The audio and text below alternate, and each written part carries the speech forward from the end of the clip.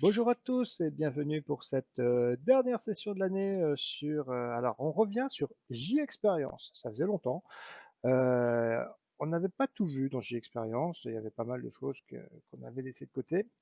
Euh, et la dernière fois, alors sur la vidéo 9, je crois, je vous avais parlé des rôles, des règles qui peuvent s'appliquer. Donc on avait fait une petite démo avec un consentement en fait, une règle qui se déclenchait quand un consentement était donné. Et puis, j'avais un petit peu évoqué, de façon très, très succincte, la possibilité d'utiliser les règles pour se connecter à Salesforce. Alors, j'avais dit qu'il fallait passer par l'éditeur. Effectivement, quand vous êtes sur une solution cloud, c'est mieux de passer par l'éditeur. Sur une version on-premise, vous pouvez travailler, enfin, on a des solutions pour intégrer ça nous-mêmes. Alors, il y a des docs hein, là-dessus. Je suis allé sur la doc de Unomi. Hein, donc là, on change un petit peu d'univers. Hein, on va passer dans l'univers, dans on en a déjà parlé. Hein, c'est le Customer Data Platform c'est la première chose qu'on a installée quand on a démarré cette série de vidéos. Donc là, c'est là que qu'on va intervenir. On va travailler avec Unomi, donc la partie gestion des données personnelles qui s'adosse à Jaya pour faire fonctionner J-Experience. Euh, Il y a une doc hein, sur Unomi qui se trouve ici, unomiapache.org, hein, et vous trouvez le manuel là. Donc là, je me suis mis sur la partie connexion à Salesforce. Alors, on va regarder ce qu'ils disent là-dessus, hein, donc sur le Salesforce Connector. Donc, alors, la première chose pour avoir la possibilité de se connecter à Salesforce, c'est d'avoir un compte Salesforce. Je vous propose, moi, pour ma démo, je vais me mettre sur un playground hein, de Salesforce. C'est un environnement qui permet de faire des exercices. Donc là, si je vais là, voilà mon playground. Je l'ai mis en raccourci ici. Donc là, je me log sur mon playground Salesforce. Donc, on va passer la partie inscription Salesforce, hein, c'est pas utile. Là, si vous allez dans la doc.js, il vous donne même l'endroit où ça se passe. Vous vous inscrivez.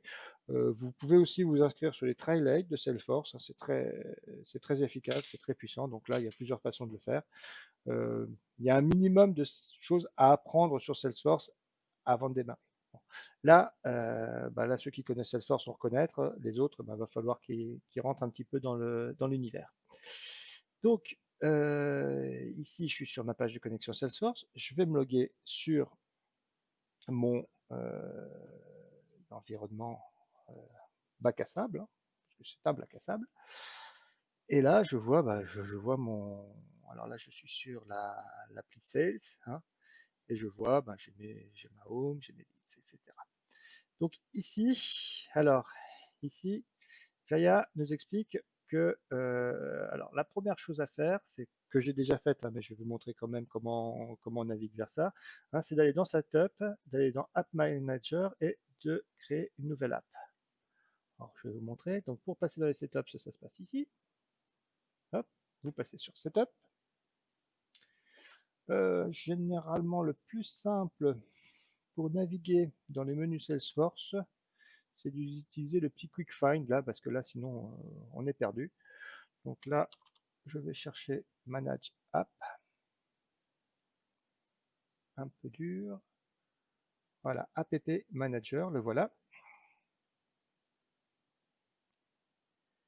Et je vais retrouver celle que j'ai ajoutée. Donc là, euh, il nous conseille de faire New Connected App. Donc je ne vais pas aller jusqu'au bout. Si vous faites New Connected App, là, vous lui donnez un nom. Donc là, je l'avais appelé J-Experience. Vous n'oubliez alors, on peut aller quand même dessus. Hein. Hop, voilà. Ah, vous pouvez connecter ici. Alors, là, moi, j'ai mis tout. Hein, comme ça, je suis tranquille. J'ai tout, j'ai mis tout ça. Hop.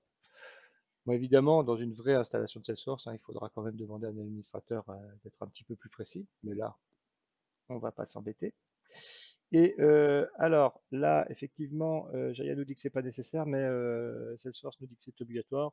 Donc là, vous mettez une callback comme vous voulez. Donc là, je peux mettre HTTP deux points, local host deux points 80 Bon, ça c'est la callback. Donc je la sauve pas celle-là parce qu'elle existe déjà. Je vais juste revenir ici, vous montrer celle que j'ai là. Voilà, on va la regarder.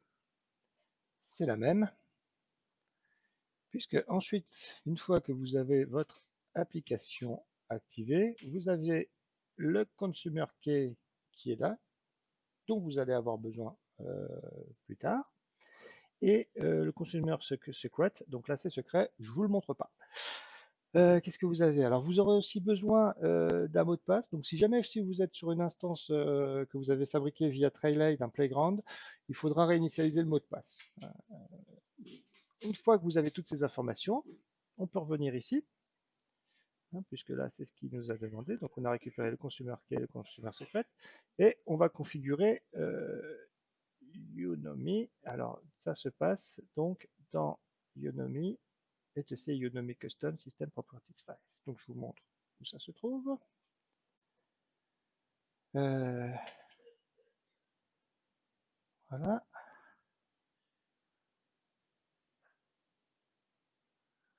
Alors vous êtes sur donc le JCustomer, et ça se passe donc, si je reviens ici, ETC, voilà.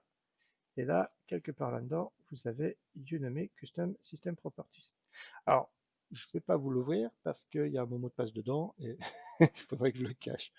Donc, grosso modo, vous allez recroiser enfin, vous allez ajouter dans ce répertoire-là chacune de ces clés-là par le username. Donc, le username, ça c'est mon login.